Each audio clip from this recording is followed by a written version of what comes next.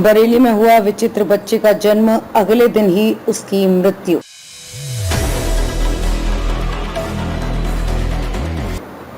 शीशगढ़ कस्बे के एक निजी अस्पताल में महिला ने ऐसे बच्चे को जन्म दिया जिसे देखकर परिजन भी हैरत में पड़ गए।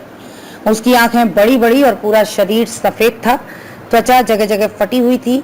जन्म के अगले ही दिन उसकी मौत हो गई। बरेली के शीशगढ़ कस्बे के एक निजी अस्पताल में 19 अक्टूबर को कस्बे की महिला ने दुर्लभ अनुवांशिक विकार से ग्रसित बच्चे को जन्म दिया। सामान्य प्रसव से जन्मे बच्चे की अगले ही दिन शाम को दिल्ली में इलाज के दौरान मौत हो गई। बच्चे के पिता ने बताया कि पत्नी को प्रसव पीड़ा होने पर वो उसे कस्बे के निजी अस्पताल ले गए थे। 19 अक्टूबर को सुबह 9 बजे पत्नी ने एक विचित्र बच्चे को जन्म दिया। उसकी आंखें बड़ी बड़ी थी, शरीर पूरी तरह से सफेद था, त्वचा भी जगह जगह से फटी हुई थी। जन्म से ही मुंह में दांत थे। वो तरह तरह की आवाजें निकाल रहा था। बच्चे को देखकर परिजन हैरत में पड़ गए। ऐसे बच्चों को कहते हैं हार्लेक्विन बेबी। डॉक्टर ने बताया कि ऐसे बच्चों को हार्लेक्विन बेबी कहा जाता है।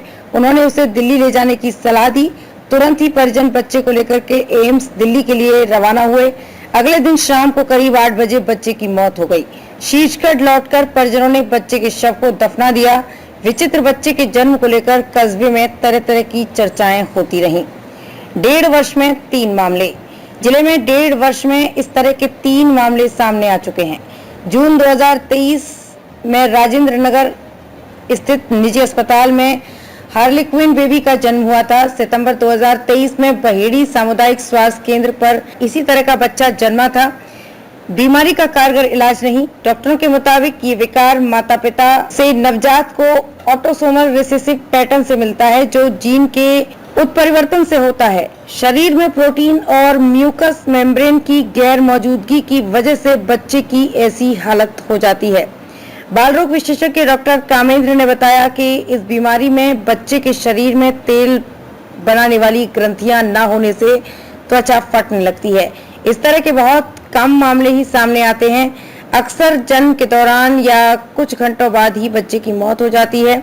जो बच जाते हैं उनके भी ज्यादा दिन तक जीवित रहने की संभावना बेहद कम होती है, क्योंकि इसका कोई कारगर इलाज नहीं है। इसी के साथ कानपुर से संवाददाता विपिन सविता की रिपोर्ट।